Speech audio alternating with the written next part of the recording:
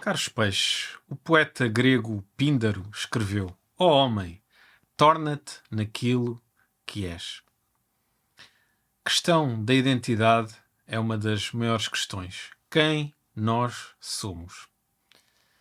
Faz-me lembrar uma história rabínica em que o Rabi Súcia, um homem santo, estava inquieto no leito da sua morte.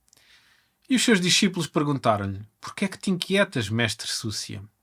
E ele respondeu: Tenho medo. Medo de quê? Perguntaram os discípulos. Tu levaste uma vida exemplar. E o Rabi Súcia respondeu: Eu não tenho medo de ser inquirido porque é que eu não fui Moisés. E porque eu poderia responder: Não fui Moisés porque eu não sou Moisés.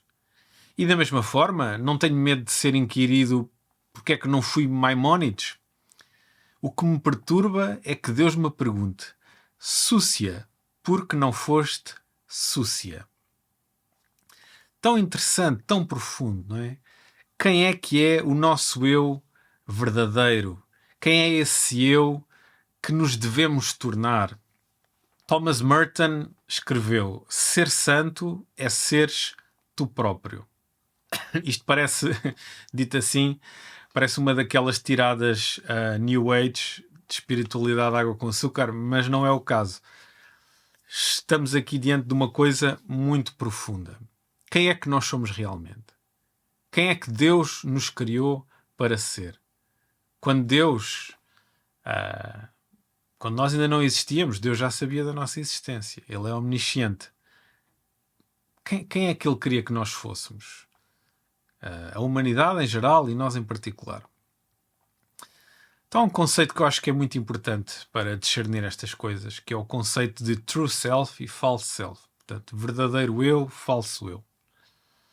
O falso eu podemos substituir por ego, ok? Que é aquela vontade de só nos satisfazer, os nossos caprichos, os nossos prazeres. Mas este true self, que é aquilo que Merton está a dizer, tu próprio, esse tu próprio muito mais profundo, não o ego, e ser santo é ser essa pessoa. Porque Deus, quando te criou, criou-te para seres santo de uma maneira particular. E é essa pessoa que tu te deves tornar.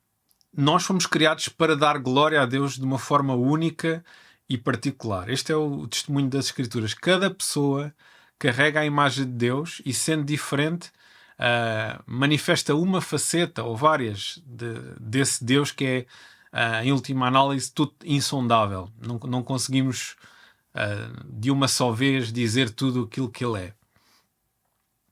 Então o falso eu são estas construções que fazemos e que permitimos que se façam sobre este tesouro que nós somos, esta imagem de Deus que carregamos dentro de nós. E essas construções são manifestações de egoísmo, de rebelião, e não são a nossa genuína identidade.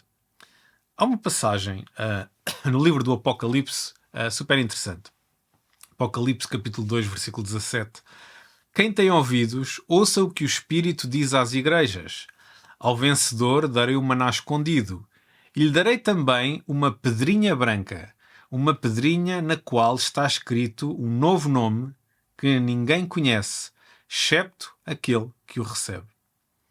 Ora, a ideia de nome fala de identidade.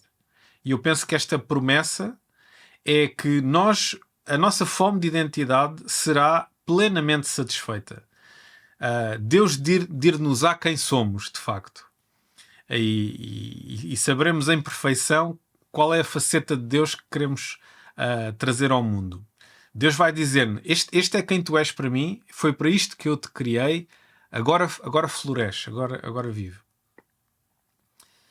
Então, antes de falarmos do que devemos ser particularmente, que é uma tarefa muito importante e que requer discernimento, e cuja resposta determinará qual é a nossa missão no mundo, se formos obedientes, obviamente. Então, mas antes disso, gostaria de falar de uma forma mais abrangente. Quem são os humanos, lá no fundo? Os humanos são bons? Os humanos são maus? O Rousseau diz: nós nascemos bons, mas a sociedade corrompe. O calvinismo diz: somos totalmente depravados. Então quem é que nós somos lá no fundo? Quem é que são os homens? Quem é que são a humanidade, as pessoas? Porque a resposta a esta questão vai determinar muito a forma como nós vivemos a nossa vida. Então, o meu ponto de partida é o relato da criação. Deus, quando criou, disse. Deus viu que era tudo muito bom e disse, muito bom. Okay? Lá a narrativa bíblica começa assim. A narrativa bíblica não começa com a queda. Isto é muito importante. A nossa identidade mais fundamental é uma coisa boa. Deus criou-nos bons. E nós temos que afirmar isto com toda a contundência. Agora, é verdade que esta coisa boa que somos e a imagem divina que carregamos, ela vai ficando soterrada em lixo, em entulho, devido ao nosso pecado. E o problema é que, por vergonha, tal como Adão e Eva, nós fazemos vestimentas, não para tapar a nossa nudez física, mas para tapar a nossa nudez espiritual. Então este lixo e entulho que nós carregamos, nós metemos uma camada de verniz porque temos vergonha e não queremos que os outros nos conheçam dessa maneira. Ora, qual é o problema? Para depois acedermos a quem nós somos, é uma tarefa muito árdua, porque nós primeiro vamos ter que estalar o verniz, vamos ter que confrontar-nos com todo o lixo e todo o entulho, mas não podemos parar por aí. Nós vamos continuar a escavar e vamos encontrar essa centelha, essa imagem de Deus em nós, esse bom que nós somos em Deus. E então essa tarefa também não pode ser feita pelos nossos esforços, não é? Como diz a Bíblia, nós precisamos ser salvos. E salvação e santificação são um mesmo ato de Deus em nosso favor. Para que possamos ser, então, aquilo que Deus idealizou para nós. E o que é isso? O que é que Deus idealizou para nós? Uma questão também muito importante, e vamos entrar aqui no mato teológico. Vamos falar aqui de temas muito importantes. Na segunda carta de Pedro, capítulo 1, do versículo 3 ao versículo 4, diz assim: pois que seu divino poder nos deu todas as condições necessárias para a vida e para a piedade, mediante o conhecimento daquele que nos chamou pela sua própria glória e virtude. Pois elas nos foram dadas, as preciosas e grandíssimas promessas, a fim de que, assim, vos tornasseis participantes da natureza divina, depois de vos libertardes da corrupção que prevalece no mundo como resultado da concupiscência. Já não estava habituado a ler o Vós da tradução Almeida, mas eu escolhi porque eu quero muito esta expressão, participantes da natureza divina, a fim de que assim se tornem participantes da natureza divina. É esse o objetivo, tornarmos-nos participantes da natureza divina. Mas o que é que isso significa? A Igreja Ortodoxa enfatiza muito este ponto, que é a questão da teosis, ou deificação, que é nos tornarmos Deus. Calma. Obviamente não é no sentido ontológico. Nós não nos podemos tornar eternos tendo sido criados. Não é? Nós somos criaturas, não somos criadores.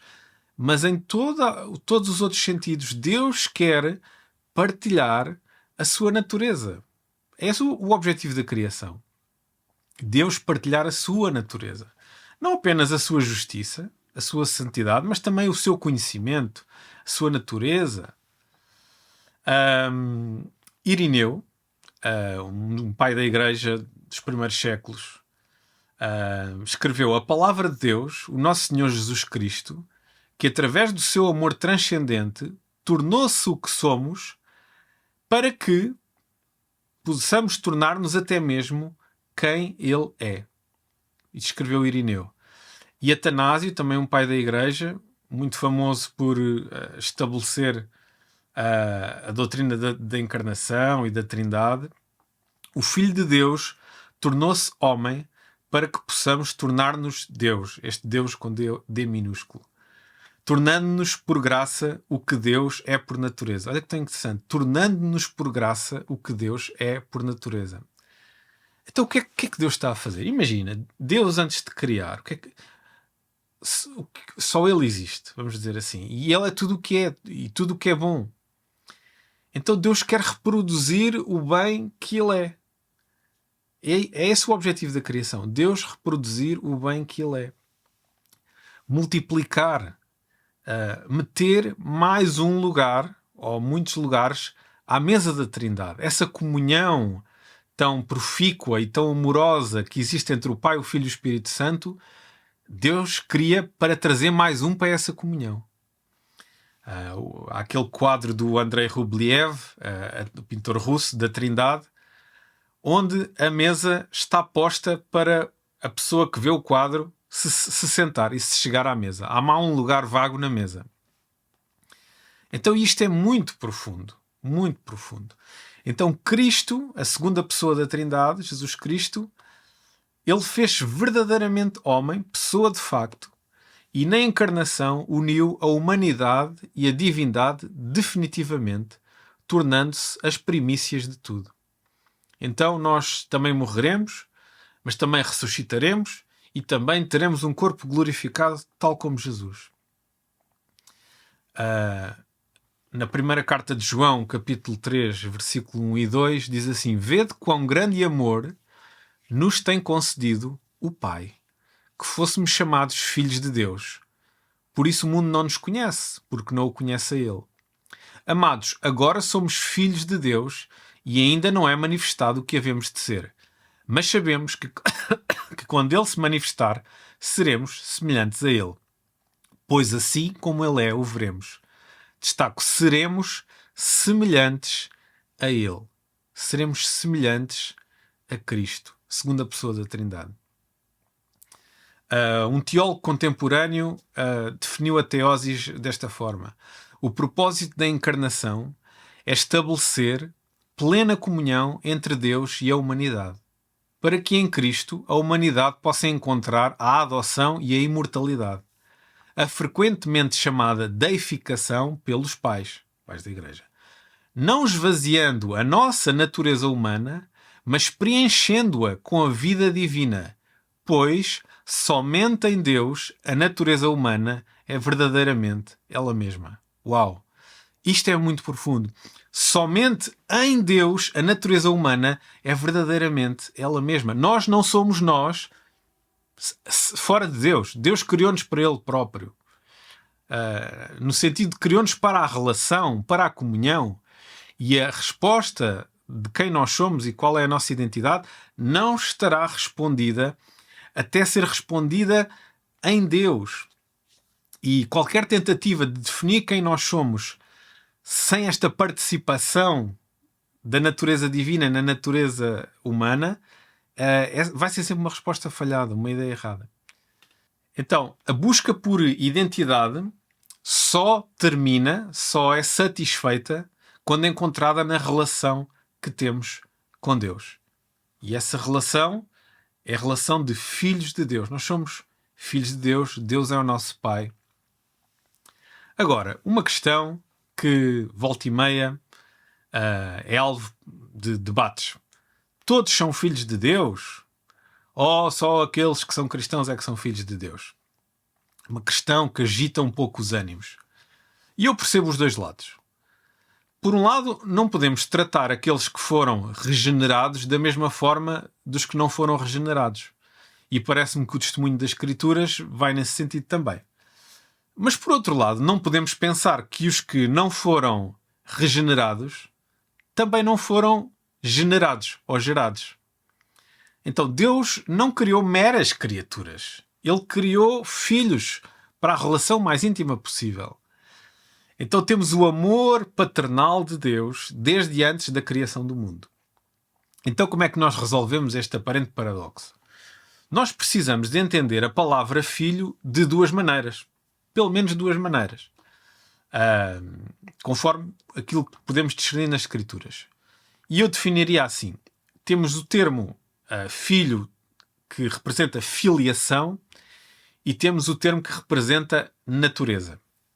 Então, todos somos filhos de Deus por filiação. Temos em Deus um Pai. Deus é o nosso Pai, o Pai de todos, cristãos ou não, independentemente do sítio onde esteja, dos pecados que tenham feito. A filiação é uma coisa que não muda, não é inalterável, não podes mudar a tua filiação. Tu até podes mudar de clube, de religião, de mulher, mas a relação filial, essa é imutável. Então, temos a parábola do filho pródigo, onde temos 2 filhos, ambos perdidos. A sua relação filial é inalterada. Mesmo quando o mais novo pede a sua parte da herança, que basicamente significa pedir que o pai morresse, mesmo quando isso acontece, o pai continua a recebê-lo como filho.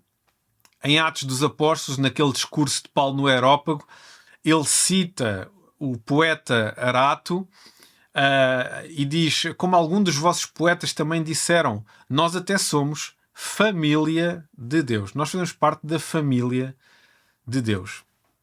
Eu estou a dar aqui algumas passagens bíblicas porque às vezes há aquela ideia de que não, a Bíblia não diz que as pessoas todas são filhas de Deus, diz só que são criaturas. E eu estou aqui a dar exemplos de que diz de facto. Por exemplo, em João 11, versículo 51 e 52, há aqui uma frase que Caifás diz quando da prisão de Jesus, e o evangelista diz, ora, ele não disse isto de si mesmo, mas sendo o sumo sacerdote naquele ano, profetizou que Jesus deveria morrer pela nação. E não somente pela nação, mas também para reunir em um corpo os filhos de Deus que andavam dispersos. Os filhos de Deus que andavam dispersos.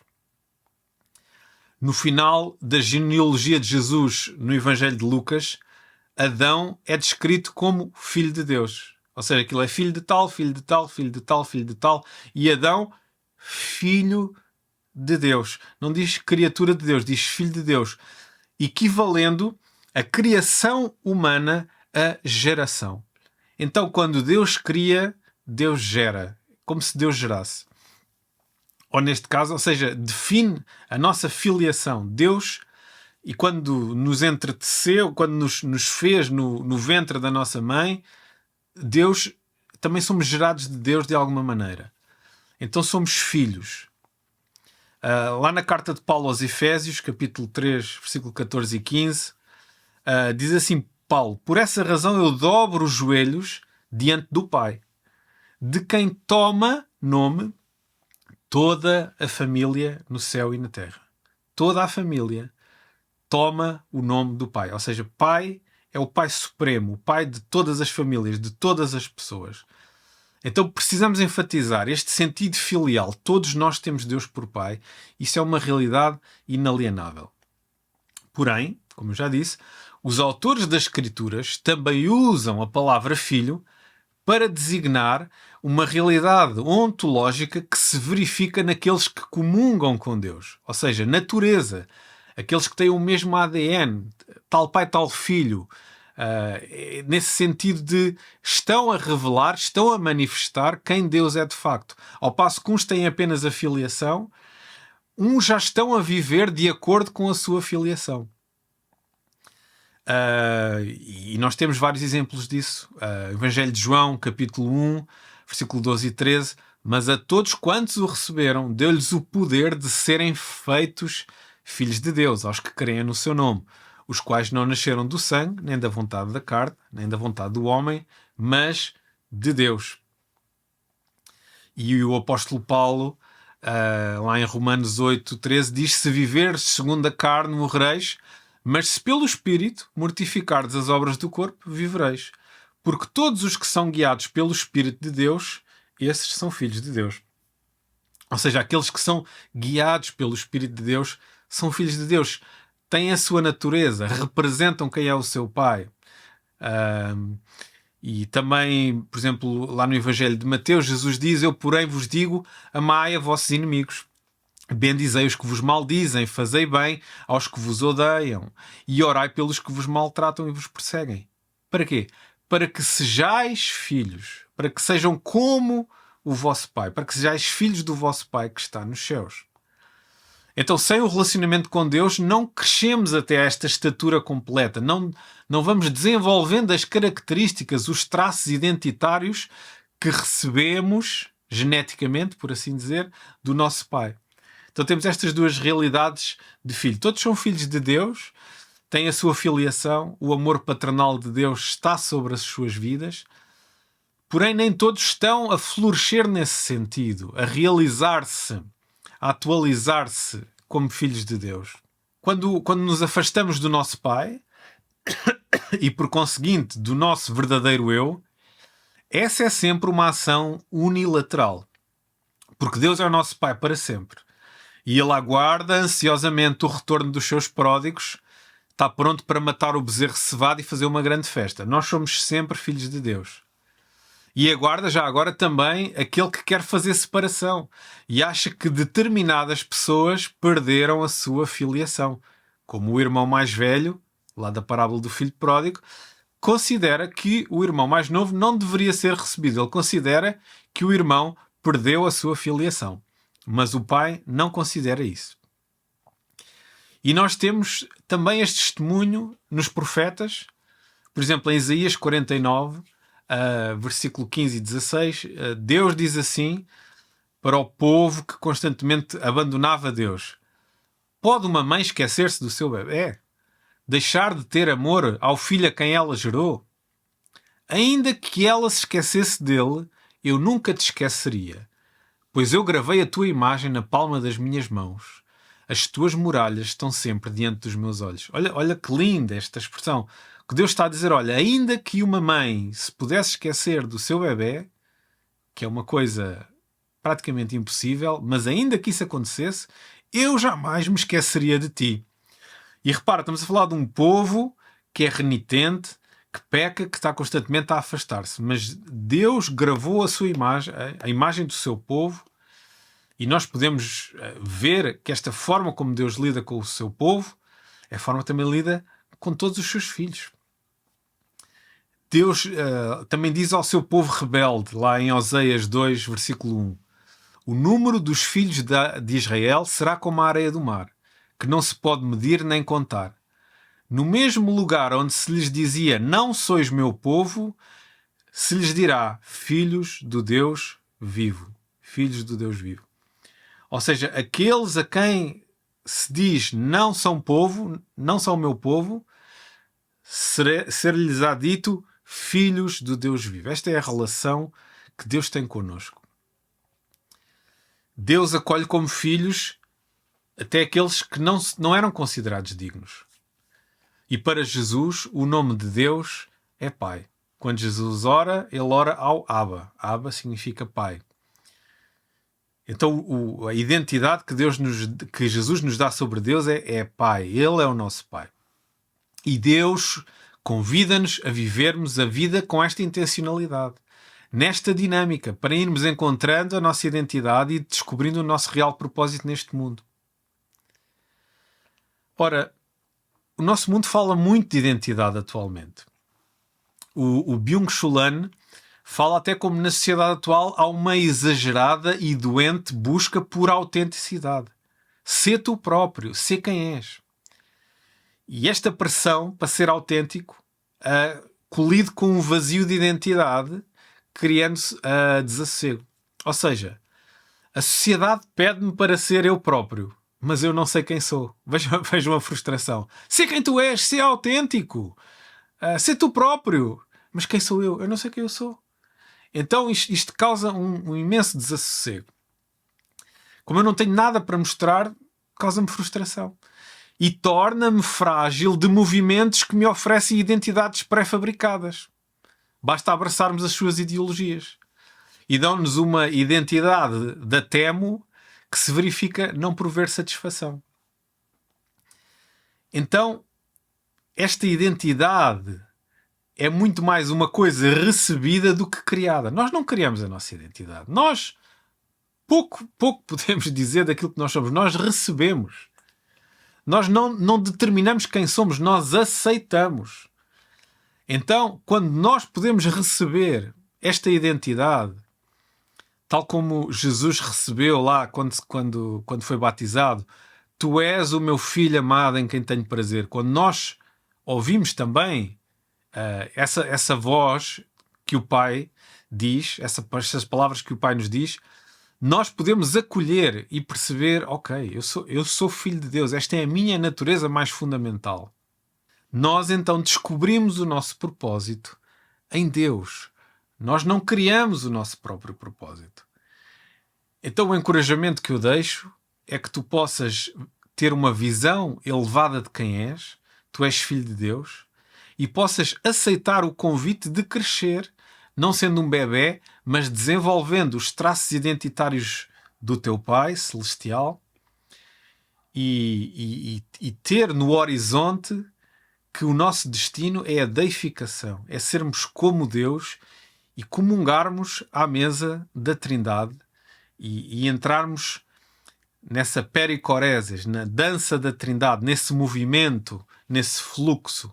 Foi para isso que Deus nos criou e viver com essa identidade é a melhor coisa que nós podemos fazer. Até breve. Relembrar só que se gostam destes conteúdos, deem um like, partilhem com um amigo, subscrevam, isso vai-me ajudar a poder chegar a mais pessoas.